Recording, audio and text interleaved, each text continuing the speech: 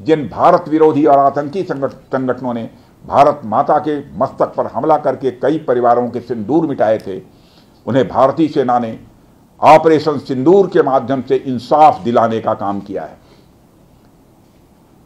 और इसके लिए आज सारा देश भारतीय सेनाओं का अभिनंदन कर रहा है।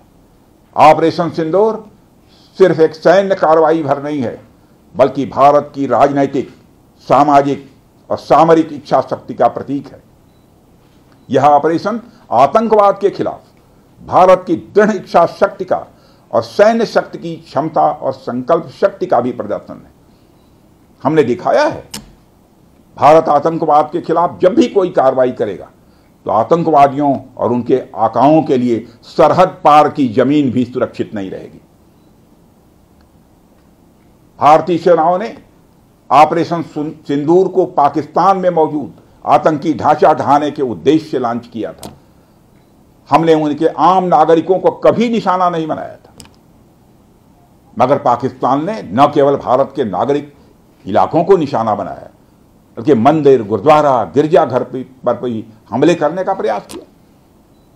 भारतीय सेना ने शौर्य और पराक्रम के साथ साथ संयम का भी परिचय देते हुए पाकिस्तान के अन्य ठिकानों पर भी प्रहार करके करारा जवाब दिया है। हमने केवल सीमा से सटे सैन्य ठिकानों पर ही नहीं कार्रवाई की, बल्कि भारत की सेनाओं की धमक उस रावलपिंडी तक सुनी गई जहां पाकिस्तानी फौज का हेडक्वार्टर मौजूद है। मित्रों, भारत में आतंकवादी घटनाएं करने और कराने का क्या अंजाम होता है, यह पूरे विश्व ने उरी की घटना के बाद देखा, जब हमारी सेना ने पाकिस्तान में घुसकर सर्जिकल स्ट्राइक की। पुलवामा के बाद देखा, जब बालाकोट पर एयर स्ट्राइक की गई, और अब पहलगाम की घटना के बाद दुनिया देख रही है कि जब भारत ने पाकिस्तान के भीतर घुसकर मल्टीपल स्ट्राइक्स की हैं। आतंकवाद के खिलाफ जीरो टॉलरेंस की नीति पर चलते हुए हमारे यशस्वी प्रधानमंत्री नरेंद्र मोदी ने स्पष्ट कर दिया है कि यह नया भारत है जो आतंक के खिलाफ सरहद के इस पार और उस पार दोनों तरफ प्रभावी कार्रवाई करेगा। यह हमारे प्रधानमंत्री जी ने स्पष्ट रूप से यह संदेश दे दिया है।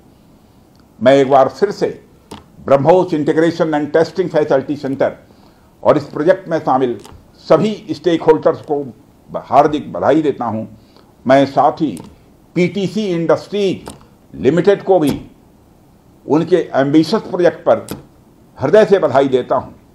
इन तमाम प्रोजेक्ट्स की शुरुआत पर मैं लखनऊ और उत्तर प्रदेश की जनता को भी बधाई देता हूं, जो इस ऐतिहासिक पहल का हिस्सा बन रही हैं।